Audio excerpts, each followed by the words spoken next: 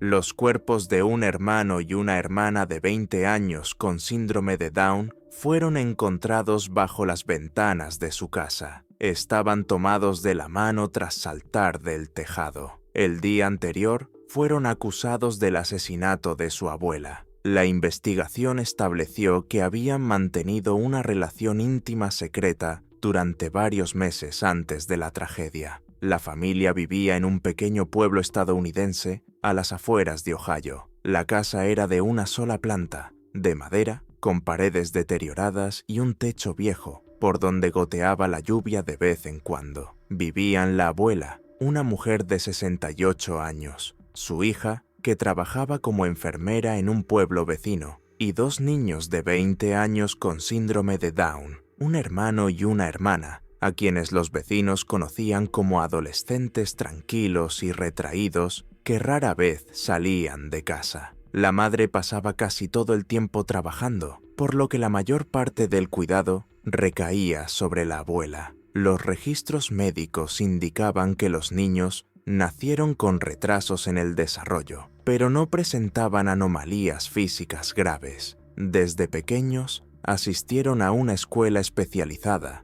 donde adquirieron habilidades básicas de comunicación y habilidades laborales sencillas. Se les describió como personas lentas, confiadas y apegadas a su familia. En la adolescencia, dejaron de asistir a la escuela debido a problemas de transporte y gradualmente se vieron socialmente aislados. Los vecinos recordaron que la familia no tenía conflictos con los demás, sino que eran reservados. La abuela rara vez se comunicaba con los vecinos. La mayoría de las veces solo salía a comprar comida y a la farmacia. Los niños casi nunca jugaban afuera. Un vecino del otro lado de la calle le dijo al investigador: «Solo los vi junto a la ventana. Estaban sentados uno al lado del otro, mirando la calle. Siempre estaban juntos». Los servicios sociales visitaron la casa ocasionalmente, pero no registraron ninguna infracción grave. La abuela parecía cariñosa y responsable. Los documentos indicaban que la familia recibía una pequeña prestación por discapacidad para ambos hijos. Para cuando los hermanos cumplieron 20 años, su vida era monótona. Por la mañana, la madre iba a trabajar, la abuela hacía las tareas domésticas y los niños pasaban tiempo en casa.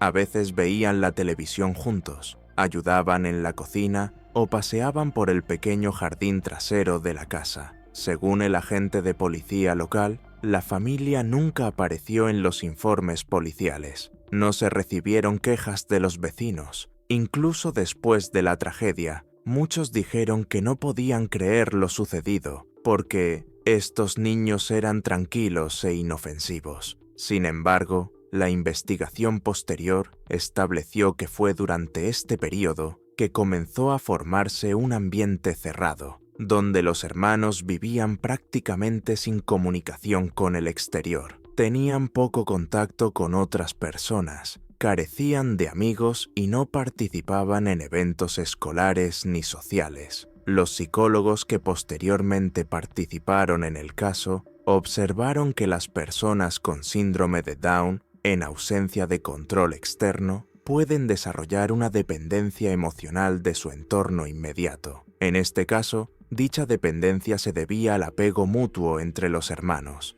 La abuela, según los vecinos, era estricta, pero no cruel. Intentaba mantener el orden en casa y obligaba a los niños a ayudar con las tareas domésticas. Al mismo tiempo, se sabe que casi nunca hablaba con ellos sobre temas de crecimiento y límites personales, creyendo que, debido a la enfermedad, no entendían nada. Posteriormente, los investigadores encontraron registros médicos que indicaban que ambos niños mostraron signos tempranos de pubertad y presentaron problemas físicos a los 16-17 años. Sin embargo, ningún miembro de la familia había buscado asesoramiento especializado sobre desarrollo psicosexual ni consultado con psicólogos. Durante varios años, la vida familiar se comportó de forma muy irregular. La madre llegaba tarde a casa, la abuela estaba con los nietos desde la mañana hasta la noche, y los niños pasaban todo el tiempo juntos. La televisión,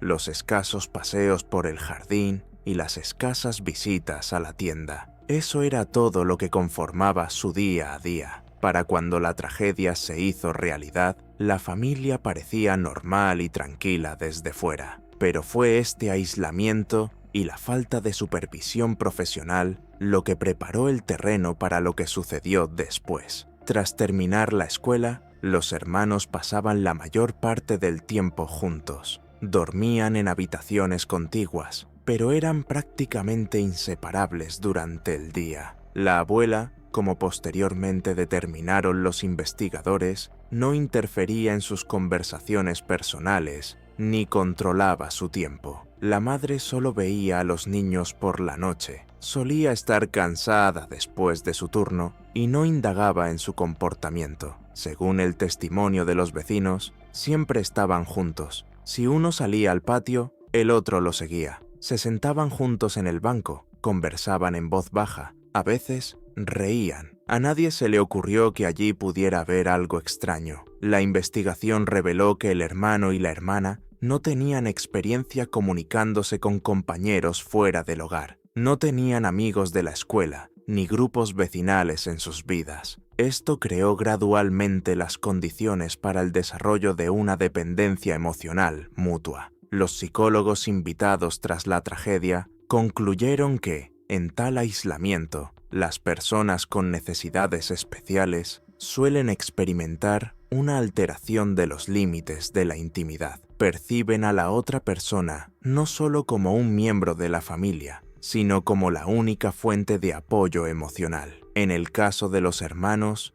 esta dependencia acabó adquiriendo las características de un apego íntimo. Los investigadores encontraron pruebas que confirmaban el aumento gradual de los contactos íntimos entre ellos. Durante los registros, se confiscaron las notas personales del hermano. No un diario, sino hojas separadas, con frases ilegibles que mencionaban a su hermana. Un examen demostró que las notas se tomaron un año antes del asesinato de la abuela. El expediente señala que la abuela los sorprendió accidentalmente en una situación que los investigadores describieron como íntima, pero no proporcionó detalles precisos. Según los interrogatorios a los familiares, estaba en shock, pero no le dijo nada a nadie. Solo lloró en la cocina y dijo que no sabía qué hacer con ellos. Después de eso, según los vecinos, la abuela se volvió más retraída. Dejó de visitar a los vecinos y hablaba menos en la calle. La investigación sugirió que intentó afrontar la situación por sí sola, sin recurrir a la policía ni a los servicios sociales. Mientras tanto, según el examen,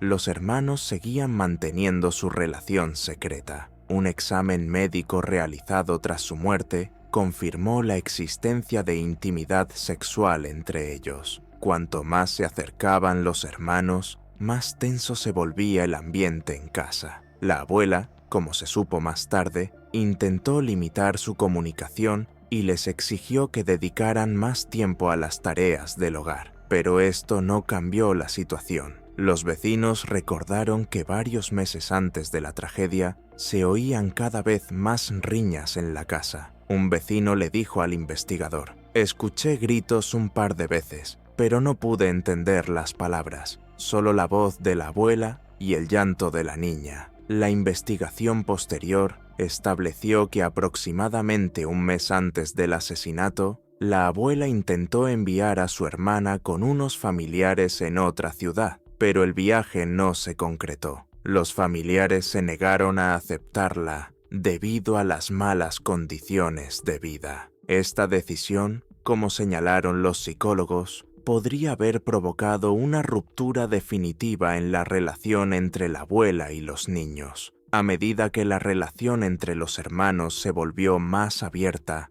la abuela se sintió aislada dentro de su propia familia. No contó con el apoyo de su hija ni de los servicios sociales. Los documentos del caso demuestran que no buscó ayuda, a pesar de que existían centros de crisis en la zona. Uno de los informes de la investigación señaló: La casa era un espacio cerrado, donde 3 personas vivían en un ambiente de creciente tensión. Había un conflicto entre la abuela y los nietos que no trascendía el ámbito familiar, sino que gradualmente se convirtió en una confrontación abierta. A principios de la primavera, la situación había llegado a tal punto que la abuela y los hermanos prácticamente habían dejado de hablarse. Vivían en la misma casa, pero rara vez se cruzaban. La abuela se quedaba cada vez más en la cocina, los niños en sus habitaciones o en el jardín. Los investigadores llegaron a la conclusión de que fue durante este periodo cuando comenzó la destrucción gradual de los lazos familiares, que pronto condujo al asesinato. La tragedia ocurrió la noche del 14 de mayo. Ese día, la madre fue a trabajar en el turno de noche, y solo la abuela y sus 2 nietos se quedaron en casa. Según la investigación, el conflicto comenzó alrededor de las 8 de la noche. Los vecinos oyeron voces fuertes, pero no les dieron importancia, ya que a veces se producían peleas en la familia. Nadie llamó a la policía. Cuando la madre regresó del trabajo unas horas después, encontró a su abuela muerta en la cocina. Según ella, los niños estaban sentados en la sala. El hijo cogía de la mano a su hermana. No intentaron esconderse, ni se resistieron. La madre llamó inmediatamente a la policía. El examen forense determinó que la muerte se debió a una lesión cráneoencefálica. El golpe se infligió con un objeto contundente, presumiblemente un rodillo de madera pesado que se encontraba cerca. Se encontraron huellas dactilares de ambos niños en la empuñadura del arma. Los peritos observaron que los golpes se infligieron en un estado de fuerte excitación emocional, pero no de forma profesional, lo que descartó la versión de robo o intervención de terceros. La cocina estaba hecha un desastre, un taburete volcado, restos de sangre en el suelo y la pared, un plato roto cerca del fregadero.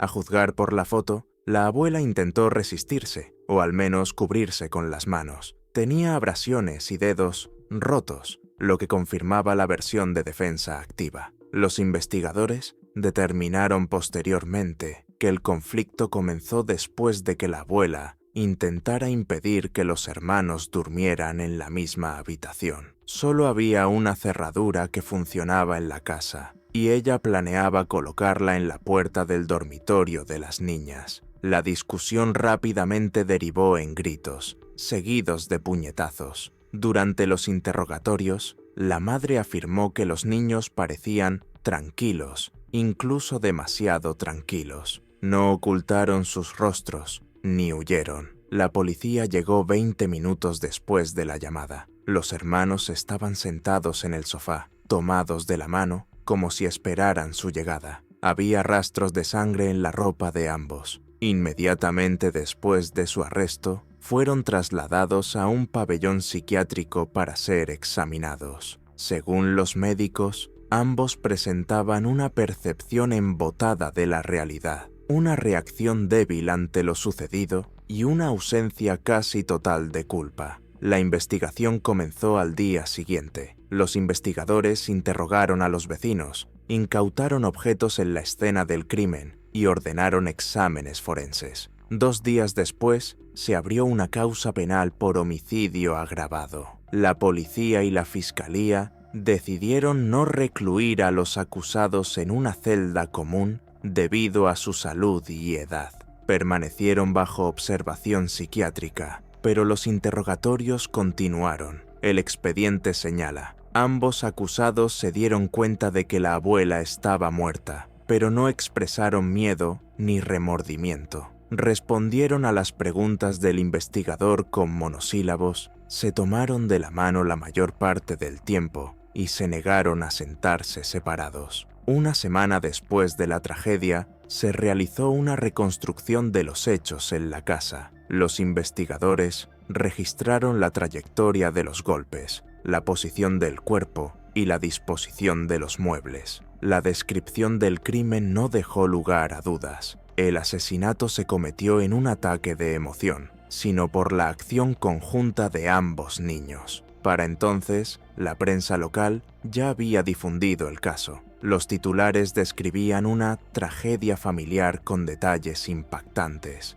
haciendo hincapié en el estado mental de los acusados y su inusual relación. La opinión pública estaba dividida. Algunos exigían un castigo severo, otros un examen médico y que se consideraran las características del desarrollo de los niños. La investigación continuó, pero a finales de mes se hizo evidente que el caso iría a juicio. La audiencia judicial se programó para mediados de julio. Los acusados serían trasladados a un centro de detención unos días antes de la audiencia. Tras la investigación, los hermanos permanecieron en el pabellón psiquiátrico de la cárcel del condado. Formalmente permanecieron bajo custodia, pero dada su condición, se les asignó supervisión psiquiátrica constante y acceso a medicación. Los médicos observaron signos de profunda apatía y desapego emocional en ambos. Según el examen psiquiátrico, el hermano y la hermana comprendieron la muerte de su abuela y su implicación en lo sucedido, pero no comprendieron plenamente la trascendencia social y jurídica de lo que habían hecho. Apenas hablaron con el personal y se negaron a reunirse con abogados.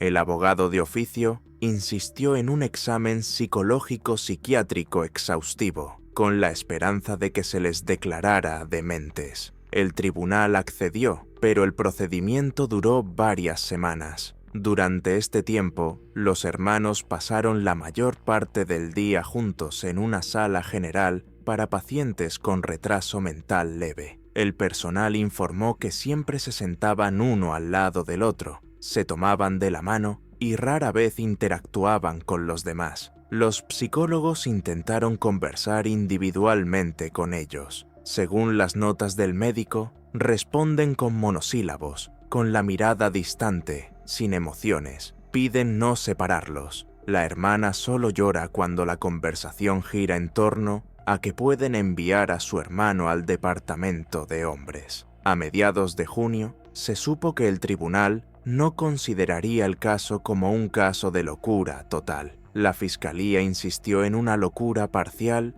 y exigió un juicio a puerta cerrada, considerando el estado de salud del acusado. Esta decisión, según los médicos, marcó un punto de inflexión. Los hermanos comenzaron a mostrar signos de ansiedad, se negaban a comer y dormían mal. Los guardias observaron que por la noche se sentaban junto a la ventana y susurraban largo rato. Los vecinos del pabellón comentaron que la hermana repitió varias veces la frase «No iremos solas», pero nadie entendió lo que quería decir. A finales de mes, el tribunal fijó la fecha de la audiencia para el 15 de julio. Los acusados debían ser trasladados al centro de detención 2 días antes de la audiencia. El personal notó un fuerte deterioro en su estado. Dejaron de salir a caminar, se negaron a ir al médico y pasaban la mayor parte del tiempo acostados en sus camas, siempre juntos. La madre los visitó 2 veces. Según el abogado, intentó persuadirlos para que cooperaran con la investigación, pero apenas respondieron. Uno de los médicos registró una breve frase del hermano: «No necesitamos esta audiencia». Los psicólogos enviaron una conclusión al tribunal sobre el alto riesgo de suicidio, pero formalmente los hermanos no profirieron amenazas directas ni intentaron hacerse daño. Por lo tanto, la seguridad se mantuvo normal, sin medidas de seguridad reforzadas. La última semana antes de la reunión transcurrió en completo silencio. El personal escribió en sus informes que el hermano y la hermana estaban sentados junto a la ventana, a veces susurrando, a veces simplemente tomados de la mano, y apenas comían. No respondieron a las preguntas de los médicos sobre el futuro. La noche del 13 de julio,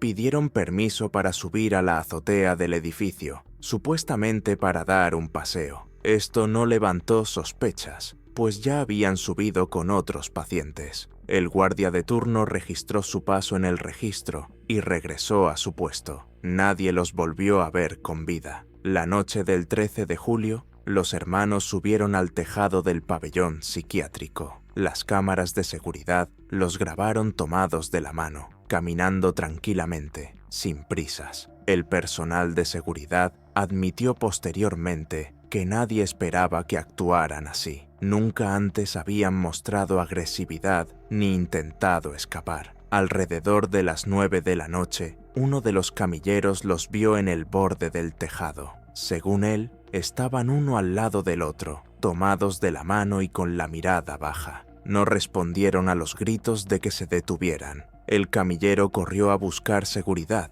pero cuando regresó con su compañero, los hermanos ya habían dado un paso al frente. Cayeron 5 pisos sobre un patio asfaltado. La muerte fue instantánea. El examen forense registró múltiples fracturas y lesiones cráneoencefálicas incompatibles con la vida. Sus manos yacían sobre el asfalto cercano, aún apretadas con fuerza. La policía no encontró notas de suicidio en sus habitaciones. Sin embargo, los psicólogos sugirieron que la decisión de suicidarse fue deliberada, no espontánea. Una semana antes de la tragedia, el personal médico observó que estaban muy retraídos y se negaban a comunicarse, lo cual suele ser un precursor de acciones suicidas. La noticia del doble suicidio llegó rápidamente a la prensa. Los periódicos publicaron titulares sobre el caso que conmocionó a todo el distrito. Los periodistas no solo hablaron del asesinato de la abuela, sino también de la íntima relación entre los hermanos,